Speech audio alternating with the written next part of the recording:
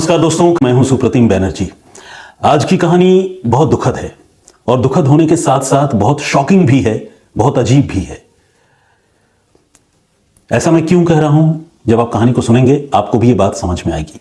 इंसान क्या कुछ कर सकता है जुर्म की दुनिया में, जिसके बारे में सोचना भी नामुमकिन सा लगता है। तो आइए शुरुआत करते हैं। यह कहानी है तमिलनाडु के तंजावुर जिले की। तंजावुर जिले में एक पुलिस स्टेशन है, चोलापुरम, एक कस्बा है। और इसी चोलापुरम पुलिस स्टेशन में इसी साल की बात है, पिछले 15 नवंबर को एक महिला जिनका नाम एम पद्मिनी है, वो अपने पोते की गुमशुदगी की रिपोर्ट दर्ज करवाती है। वो बताती है कि उनका पोता अशोक रंजन, जिसकी उम्र 27 साल है, वो 2 दिन पहले यानी 13 नवंबर को उनके घर से चोलापुरम से निकला था और उसे चेन्नई जाना था, क्योंकि चेन्नई में वो ड्राइविंग का काम करता है। लेकिन वो घर से निकल तो गया, लेकिन इसके बाद वो चेन्नई नहीं पहुंचा। चेन्नई में वो जहां ड्राइविंग का काम करता है वहां घर वालों ने पता लगा लिया। अशोक का कुछ पता नहीं चला। अशोक का मोबाइल फोन भी स्विच ऑफ है। उन्हें समझ में नहीं आ रहा कि उनका पोता कहां चला गया। चोलापुरम पुलिस ने जब ये बात सुनी तो पुलिस ने मिसिंग कंप्लेंट, मिसिंग रिपोर्ट दर्ज की, गुमशुदगी का मामला दर्ज किया और इस मामले की छानबीन शुरू की। पुलिस ने टेक्निकल इन्वेस्टिगेशन करने का फैसला किया। देखा, उसका मोबाइल फोन का सीडीआर निकाला, चेक किया कहां था, कब था। तो पता चला कि 13 नवंबर को वाकई वो चोलापुरम में अपने दादी के घर से निकला था। लेकिन इसके बाद उसके चेन्नई पहुंचने या फिर उसके मोबाइल फोन के चेन्नई पहुंचने या किसी के ले जाने के कोई सबूत जो है वो पुलिस को नहीं मिल रहे थे। फोन जो है चोलापुरम में ही कहीं स्विच ऑफ हो गया था। इससे एक बात तो साफ था कि ये जो अशोक रंजन है नौजवान, ये चेन्नई नहीं गया और कहीं अगर वो है तो चोलापुरम में ही है। लेकिन कहां है, ये अपने आप में एक बहुत बड़ा सवाल था। पुलिस ने जब उसके सीडीआर की जांच की तो पता चला कि उसकी चोलापुरम के ही रहने वाले एक वैद्य, जिसका नाम टी केशव मूर्ति है, उससे बहुत फ्रीक्वेंटली बातचीत हुआ करती थी। तो और जिस दिन ये गायब हुआ था लड़का, उस दिन भी उसकी टी केशव मूर्ति से बातचीत हुई थी। तो पुलिस को जब ये शुरुआती एविडेंस मिले, कुछ सुराग मिले, तो पुलिस उस वैद्य के पास पहुंची। ये कोई मामूली वैद्य नहीं था, बल्कि चोलापुरम इलाके में, उस कस्बे में और आसपास के एक बड़े इलाके में उसका अच्छा खासा प्रभाव था और उसके नाम की तूती बोलती थी। क्योंकि वो जिस तरह की बीमारियों का इलाज करता था, उसके मरीज जो है बड़ी तादाद में उसके पास आते थे और इलाज में वाकई दम था। वो कहते हैं ना कि कुछ कुछ लोगों के हाथों में शिफा होती है। वो कोई भी दवाई देते हैं तो वो बहुत प्रॉपर तरीके से काम करती है। तो इस टी केशव मूर्ति के साथ कुछ ऐसा ही था। अब इस वैद्य के साथ अशोक रंजन का क्या रिश्ता था, क्यों वो वैद्य के पास आता था, ये अभी भी पुलिस नहीं जानती थी। तो पुलिस जो है इस टी केशव मूर्ति के पास पहुंची, जिसकी उम्र 47 साल के आसपास है। और केशव मूर्ति से पुलिस ने पूछा कि भाई अशोक क्या तुम्हारे पास आया था? वैद्यराज ने कहा कि हाँ साहब आया था, 13 को ही आया था और वो चेन्नई जाने वाला था, तो वो तो निकल गया, चेन्नई चला गया।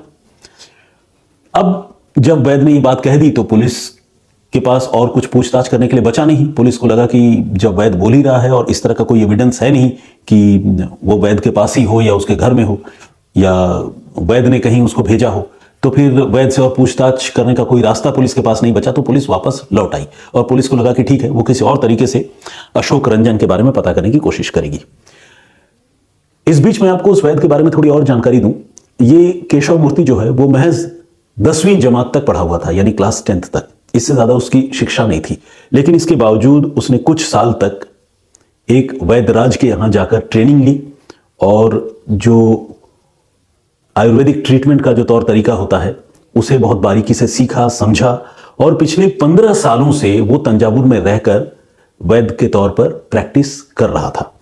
उसके बारे में पुलिस को यह जानकारी मिली कि वो इनफर्टिलिटी यानी जो बच्चा नहीं होने की जो परेशानी होती है कपल्स को, उस परेशानी का वो इलाज किया करता था।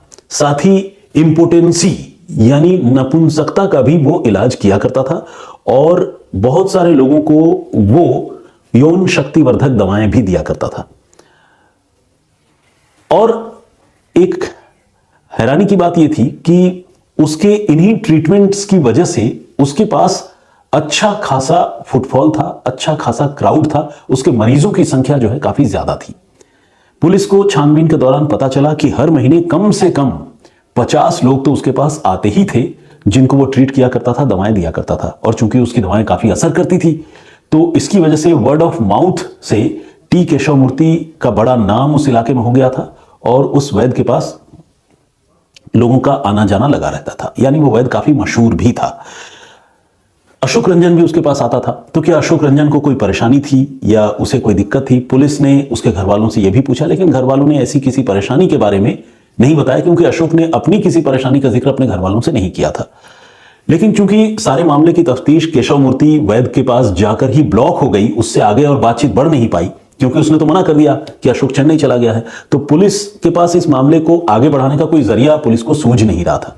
तो पुलिस ने सोचा कि क्यों नहीं एक बार केशव मूर्ति से और पूछताछ करके देखा जाए, कहीं वो अशोक रंजन के बारे में कुछ और जानकारी दे पाए तो बढ़िया होगा। अगर जानकारी नहीं दे पाए, कहीं ऐसा तो नहीं कि केशव मूर्ति कुछ छुपा रहा हो, उससे पूछताछ करने से शायद वो राज भी खुल जाए। तो पुलिस ने अपने आप को एक और चांस देने का फैसला किया। पुलिस फिर से केशव मूर्ति के पास पहुंची और इस बार उसका सस्टेन्ड इंटरोगेशन हुआ, यानी उससे गहन पूछताछ हुई। एक एक करके कई सारे पुलिस ऑफिसर्स ने साइकोलॉजिकली ट्रीट करते हुए उससे अशोक रंजन को लेकर वही सारे सवाल पूछे जो उससे लगातार पूछे जा रहे थे। और जैसा कि मैंने पहले भी अपनी इस पेशकश में कई बार बताया है कि पुलिस ऐसा जानबूझकर करती है ताकि जो आदमी झूठी कहानी सुना रहा हो, उसकी कहानी में जो लैकुनाज हैं, जो लूप होल्स हैं, जो कमियां हैं, वो उजागर हो जाए। और वो कमियां जब आदमी झूठी कहानी सुनाता है तो उसकी कहानी में कुछ ना कुछ अंतर या कुछ फर्क जरूर सामने आ जाता है। केशव मूर्ति के साथ भी पुलिस ने यही तरीका अपनाया। एक के बाद एक कई पुलिस वालों ने उससे अशोक रंजन के बारे में पूछताछ की और अशोक रंजन कब आया, कितने बजे गया, चेन्नई कब गया, तुम क्यों मिले थे, अशोक तुम्हारे पास क्यों आता था, यही सारे सवाल पूछे। तो ये जो सारे सवाल पूछे, अलग अलग पुलिस ऑफिसर्स के सवालों का जवाब देते हुए केशव मूर्ति ने जो बातें कही, उसमें कुछ झोल पुलिस को नजर आने लगी। पुलिस को वो बात समझ में आ गई कि ये केशव मूर्ति झूठ बोल रहा है, क्योंकि कभी टाइमिंग को लेकर उसने झूठ बोला, कभी अशोक रंजन से अपने रिलेशन को लेकर उसने झूठ बोला, कुछ बातें छिपाने की कोशिश की। तो पुलिस को जब ये बात समझ में आ गई कि ये वैद्य केशव मूर्ति झूठ बोल रहा है, तो पुलिस ने फिर उसको हिरासत में ले लिया और उससे अपनी सख्ती जारी रखी। और इस सख्ती का नतीजा ये हुआ, पुलिस 15 नवंबर से इस मामले की जांच कर रही थी। 27 नवंबर को जाकर इस केशव मूर्ति ने, इस वैद्य ने, यह मान लिया कि अशोक रंजन को उसी ने गायब किया है। अशोक रंजन अब इस दुनिया में नहीं है, बल्कि वो उसकी हत्या कर चुका है। यह बात पुलिस के लिए बहुत ही शॉकिंग थी। पुलिस ये जानना चाहती थी कि भाई हत्या क्यों की, और अगर किया तो अशोक रंजन की लाश कहां गई। पुलिस अब उसके घर पहुंची और चप्पे चप्पे की पुलिस तलाशी लेना चाहती थी ताकि अशोक रंजन की लाश को वो रिकवर कर पाए या उससे जुड़े कोई सबूत पुलिस को मिले। केशव मूर्ति कुछ बताता था, कुछ छिपा लेता था, खुलकर अभी भी नहीं बोल रहा था। तो जैसा कि आप जानते हैं, पुलिस के पास जो स्निफर डॉग्स होते हैं वो किसी भी मुलजिम को पकड़ने में या किसी प्लेस ऑफ ऑकरेंस यानी घटना स्थल को आइडेंटिफाई करने में पुलिस की मदद करते हैं। लेकिन यहां केशव मूर्ति ने अपने घर में एक कुत्ते को पाल रखा था। पुलिस जब वहां पहुंची तो बहुत सरप्राइजिंगली इस कुत्ते ने पुलिस के लिए स्निफर डॉग वाला काम किया। पुलिस अपने साथ स्निफर डॉग लेकर नहीं गई थी, लेकिन केशव मूर्ति का जो कुत्ता था उसने पुलिस वालों को देखकर यह इशारा किया कि घर के पीछे जो एक आंगन जैसी जगह है, आप उसको आंगन कह सकते हैं, छोटा सा बगीचा कह सकते हैं, इंग्लिश में उसे किचन गार्डन भी कहते हैं। तो उस आंगन वाली जगह पर कुत्ते ने इशारा किया पुलिस वालों को कि यहां पर कुछ है। उस जगह पर जाकर वो खड़ा हो जा रहा था, भौंक रहा था। तो पुलिस जब वहां पहुंची तो पुलिस ने उस जगह को देखकर उसकी खुदाई करने की शुरुआत की। और सरप्राइजिंगली जब उस जगह की खुदाई हुई तो उससे मानव अंग बाहर निकलने लगे, हड्डियां बाहर निकलने लगी, सड़ी गली मांस के टुकड़े बाहर निकलने लगे, एक टूटी हुई खोपड़ी बाहर निकली। केशव मूर्ति के पास, वो तो अपना जुर्म कबूल कर ही चुका था, लेकिन ये कबूलने के सिवाय कि ये लाश अशोक रंजन की ही है, उसके पास और कोई चारा नहीं था। उसने मान लिया कि हाँ, उसने अशोक रंजन की हत्या भी की और हत्या करने के बाद लाश यहीं दफना दी थी ताकि किसी को इस हत्या के बारे में खबर ना हो और उसकी जो करतूत है वो छुपी रहे।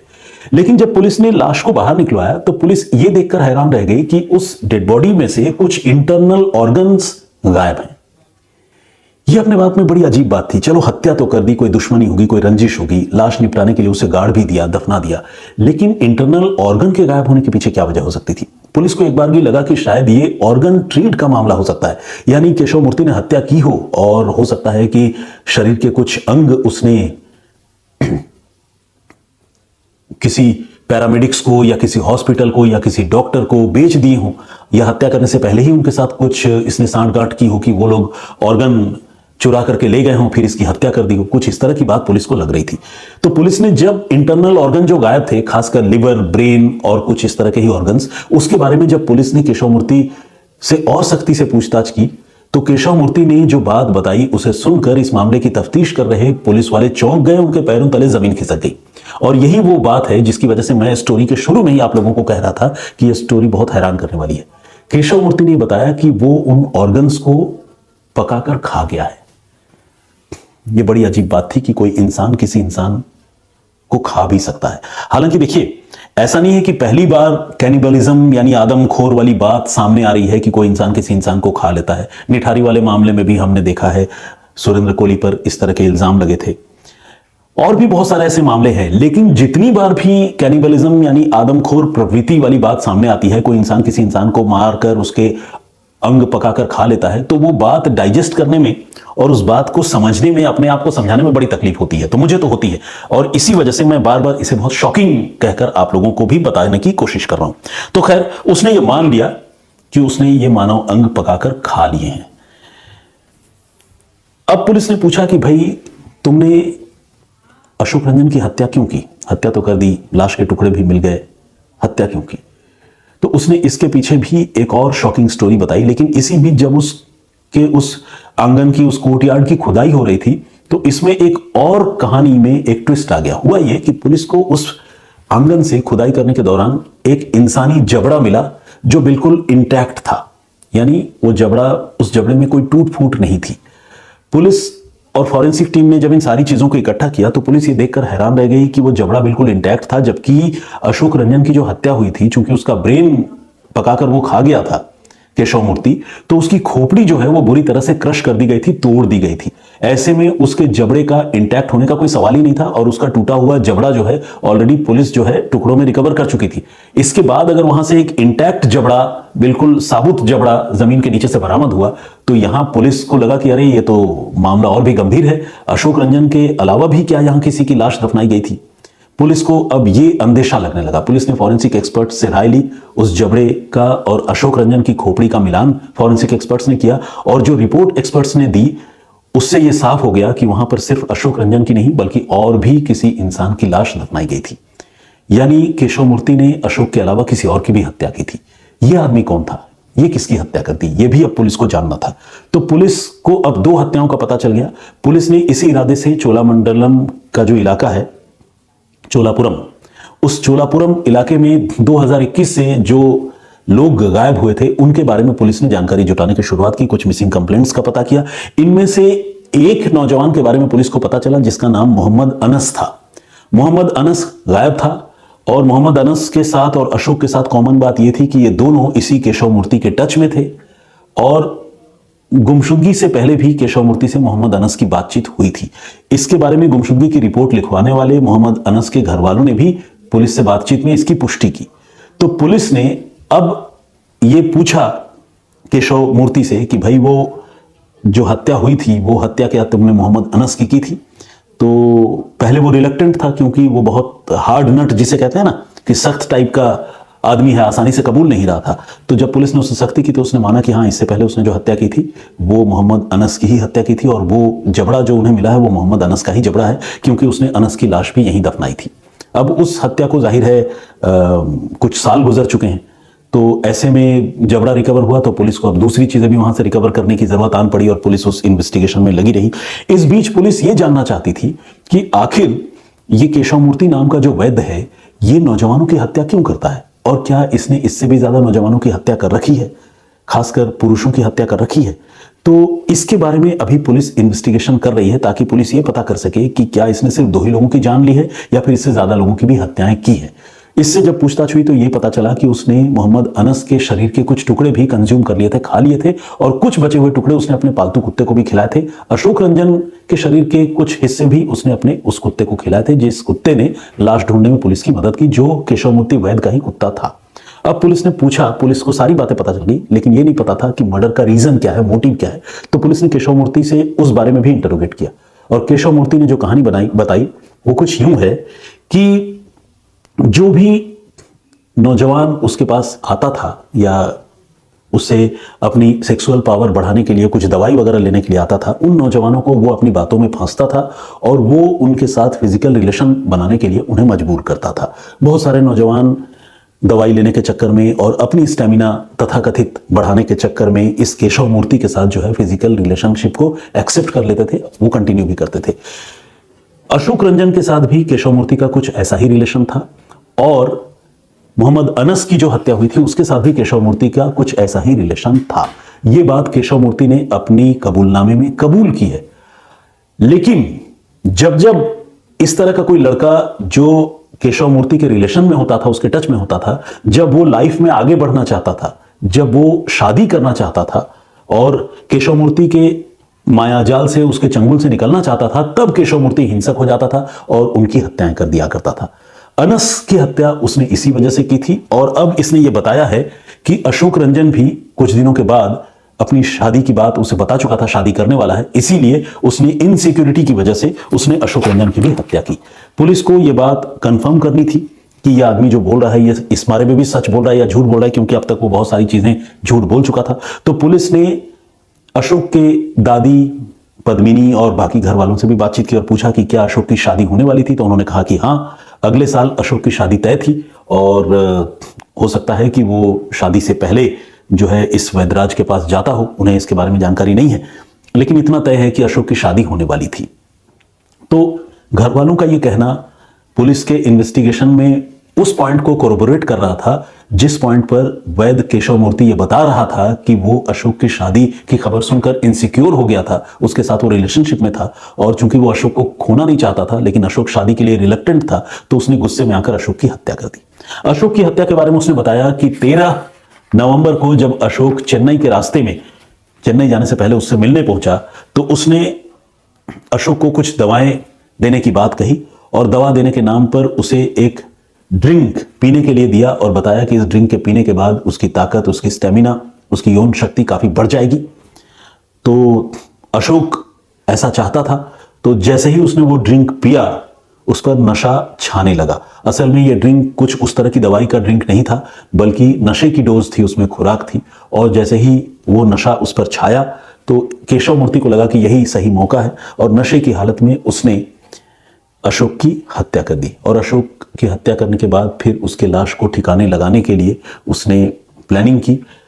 कुछ ऑर्गन उसने निकाल कर रख लिए जिन्हें वो खुद खाना चाहता था और बाकी लाश उसने अपने ही घर के पिछवाड़े में, जिसे आंगन या कोर्टयार्ड जो भी कहे, उसमें उसने दफना दिया था। तो ये थी पूरी कहानी।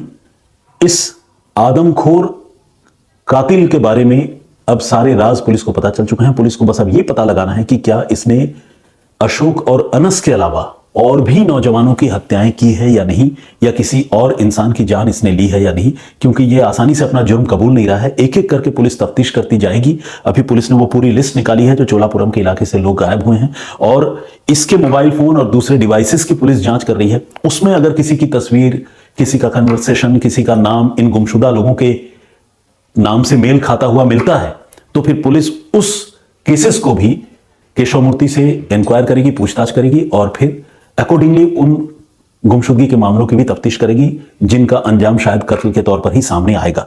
तो अभी जैसे जैसे ये कहानी आगे बढ़ेगी, हो सकता है कि कुछ और भी शॉकिंग रिविलेशन, कुछ चौंकाने वाले खुलासे इस मामले में हों। तो आज की कहानी यहीं तक। इस कहानी को सुनकर आपके मन में क्या राय है, क्या ख्याल है, आप क्या सोचते हैं, प्लीज कमेंट बॉक्स में लिखकर जरूर बताइएगा। मुझे आपके कमेंट्स का इंतजार रहेगा।